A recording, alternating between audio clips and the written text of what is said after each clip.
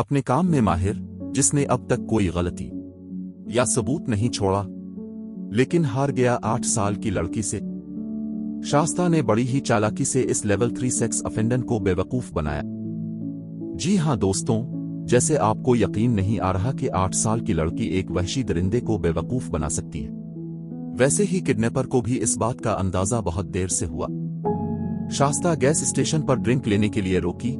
इसके साथ जो शख्स है, शास्ता उसको डेड के रही थी, मगर वो डेड नहीं, किडनैपर था। क्या ये शास्ता की कोई ट्रिक थी? आज से तकरीबन 2 महीने पहले शास्ता और उसका भाई डेलिन किडनैप हो गए थे। शास्ता और डेलिन वॉक करते घर जा रहे थे। किडनैपर ने बड़ी चालाकी से घर तक उनका पीछा किया। किडनैपर ने पहले हर चीज की कैलकुलेशन की कि कहीं कोई गलती ना हो जाए, और वो इस काम में माहिर भी था, मगर जो हुआ वो उसने कभी सोचा भी नहीं था। शास्ता की मां को तलाक हो गई थी जब शास्ता सिर्फ 2 साल की थी। शास्ता अपनी मां ब्रेंडा के साथ रहती थी। शास्ता की फैमिली में इसके 2 भाई डेलेन, सलेड और ब्रेंडा का बॉयफ्रेंड मार्क था। शास्ता अपने भाई डेलेन से बहुत प्यार करती थी और वो हमेशा साथ वक्त गुजारते थे। एक दिन सुबह 6 बजे शास्ता अपने रूम में सो रही थी। ब्रेंडा ने घबराते हुए शास्ता को उठाया। इनको इस बात का अंदाजा हो गया था कि कोई इनके घर में है।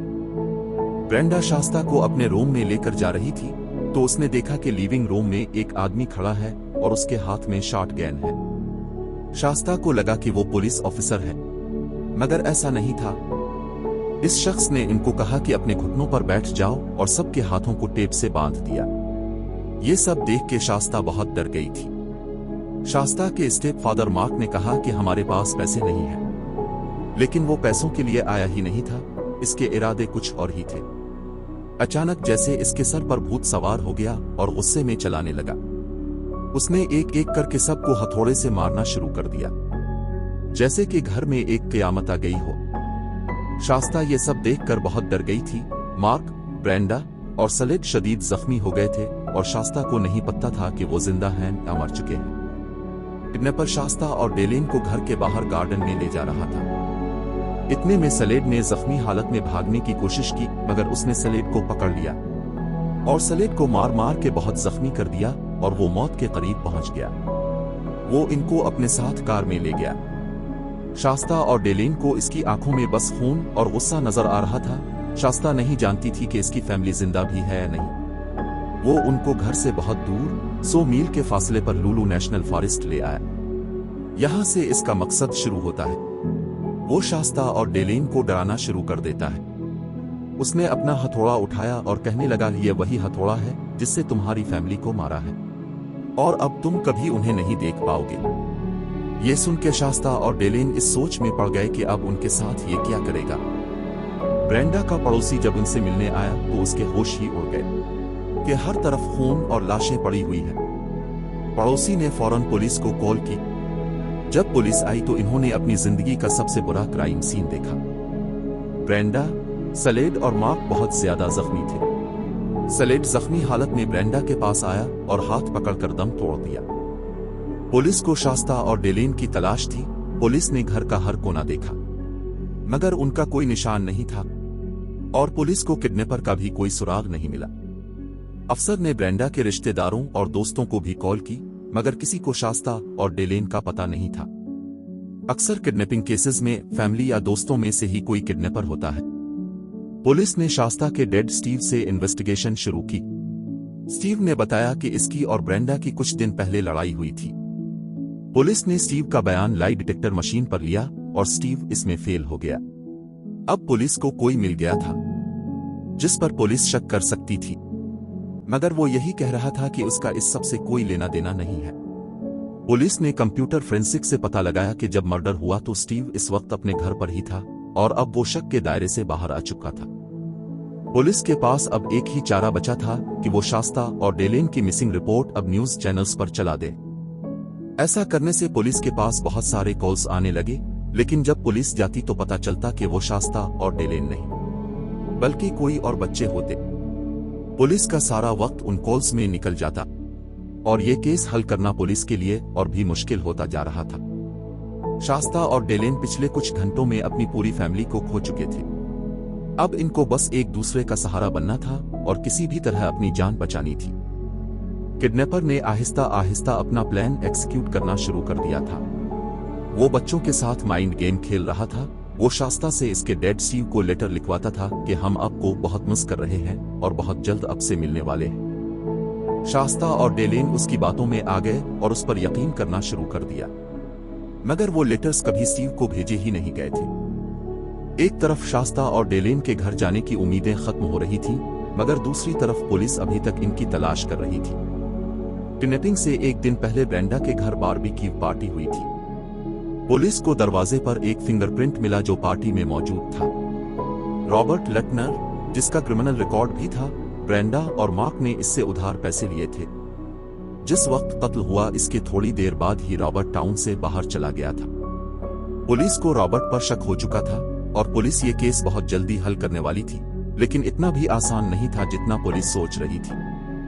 रॉबर्ट ने पुलिस को एक और मुश्किल में डाल दिया था। जब पुलिस अफसर ने रॉबर्ट से राब्ता किया तो रॉबर्ट खुद ही पुलिस के पास चला आया। इसकी दो ही वजूहात हो सकती है। पहली कि रॉबर्ट को ये सब करके अफसोस हो रहा हो और वो खुद अपना जुर्म कबूल कर ले। दूसरी कि वो बेगुनाह हो और पुलिस का शक खत्म करना चाहता हो। पुलिस ने घंटों इससे तहकीकात की। रॉबर्ट ने कहा, हम बहुत अच्छे दोस्त थे और मैं ऐसा कभी नहीं कर सकता।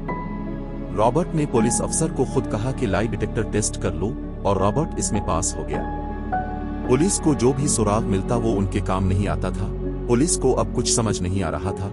वो एक बार फिर नाकाम हो चुके थे। मगर शास्ता हार मानने को तैयार ना थी। शास्ता को इस बात का अंदाजा हो गया था कि किडनैपर उनको सब झूठ बोल रहा है और वो उनको कभी घर जाने नहीं देगा। किडनैपर ने शास्ता और डेलेन को ड्रग और अल्कोहल देना शुरू कर दिया था। वो उनको बताता कि बाकी बच्चों के साथ इसने क्या किया। डेलेन ये सब सुनकर ट्रॉमा में चला गया और उम्मीद छोड़ दी। मगर शास्ता ये नहीं चाहती थी कि उनके साथ भी वही हो जैसा बाकी बच्चों के साथ हुआ था। किडनैपर जब शास्ता को अपने पुराने कत्लों का बताता था तो शास्ता इसकी कहानियों में इंटरेस्ट लेने लगी और उसको अपना दोस्त बना लिया। शास्ता किडनैपर को इसके निकनेम जेड से बुलाती और उसको ये सुनकर बहुत अच्छा लगता था। शास्ता जेड से इसकी लाइफ और फैमिली का पूछती थी। शास्ता ने कहा, क्या मैं उनसे मिल सकती हूँ? अब शास्ता जेड के इमोशंस का फायदा उठा रही थी। शास्ता और डेलेन को किडनैप हुए 2 महीने हो चुके थे और जेड शास्ता के बहुत करीब हो चुका था। जेड डेलेन को भी अपनी बातों में फंसाना चाहता था। वो डेलेन को टास्क देता कि अगर तुमने ये काम कंप्लीट कर लिया तो मैं तुम्हें घर जाने दूंगा। जेड ने डेलन से कहा, तुम गुलहरी पकड़ो, अगर तुमने पकड़ ली तो तुम घर जा सकते हो।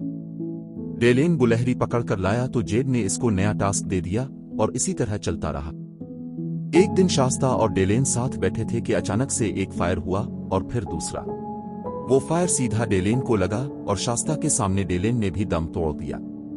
जेड शास्ता के पास आया और रोने लगा, मैंने ये जानकर नहीं किया, ये एक हादसा था। पहले फायर गलती से हुआ मगर दूसरा मैंने खुद करा कि डेलेन को तकलीफ ना हो। अब शास्ता बिल्कुल अकेली और खामोश हो गई थी। जेड ने अपना कैंप अब पहाड़ के चोटी से थोड़ा नीचे की तरफ ऐसी जगह लगाया था जहां से इंसानों की चहल पहल नजर आती रहती थी। जेड ने यह शास्ता के मूड को ठीक करने के लिए किया था, मगर शास्ता को चेन से बांध दिया था कि वो कहीं भाग न जाए। और शास्ता को इस बात का अंदाजा था कि अगर उसने कोई भी गलती की तो वो मुझे मार देगा। शास्ता जेड से अपना रिश्ता मजबूत बना रही थी और बस एक मौके की तलाश में थी। शास्ता ने जेड से कहा कि मैं तुम्हारे साथ रहना चाहती हूँ, क्या तुम मेरे डेट बनोगे? जेड ये सुनकर बहुत हैरान हुआ और शास्ता को गले लगा लिया। जेड ने कहा, मैं बहुत अकेला हूँ, हम दोनों साथ बहुत खुश रहेंगे। लेकिन जेड ये नहीं जानता था कि जिसको जेड ने मारा है वो शास्ता का स्टेप फादर था और जेड को स्टीव, जो शास्ता का असल डैड है, इसका बिल्कुल भी आइडिया नहीं था। कुछ दिनों बाद शास्ता को वो मौका मिल गया जिसकी इसको तलाश थी। जेड ने शास्ता से पूछा, क्या तुम मेरी मां से मिलोगी? शास्ता को यह पहला मौका मिला था पब्लिक प्लेस जाने का, मगर शास्ता को कुछ ऐसा करना था कि लोग इसको पहचान लें। शास्ता ने कहा, क्या मैं तुम्हें अपना स्कूल, अपने बेस्ट फ्रेंड का घर और हर वो जगह दिखाओ जो मेरे लिए अहम है, क्योंकि तुम भी मेरे लिए अहम हो। जेड इस सब के लिए बहुत एक्साइटेड था। रास्ते में जेड ने शास्ता से पूछा, क्या तुम्हें भूख लगी है? शास्ता को किसी भी तरह पब्लिक प्लेस जाना था। वो शास्ता को डेनीज रेस्टोरेंट ले गया जो उनके घर के पास था। शास्ता ने वहां अपना मिसिंग पोस्टर देखा तो उम्मीद जागी। रेस्टोरेंट के बाहर एक लड़का अपने दोस्तों के साथ खड़ा था और उसने शास्ता को पहचान लिया था। इस लड़के ने शास्ता की तरफ देखते हुए अपना सर हिलाया और इशारे से पूछा कि क्या तुम वही लड़की हो जो मिस हुई है? शास्ता ने अपना सर हिलाते हुए बताया, हाँ मैं वही लड़की हूँ। लड़का फौरन काउंटर पर गया और वहां एक वेटर थी, एम्बर, उसको बताया। एम्बर ने नोट किया कि शास्ता जेड की परमिशन के बगैर कुछ भी नहीं बोल रही थी। एम्बर ने फौरन अपने मैनेजर को बताया, लेकिन मैनेजर को लगा ये शास्ता नहीं है।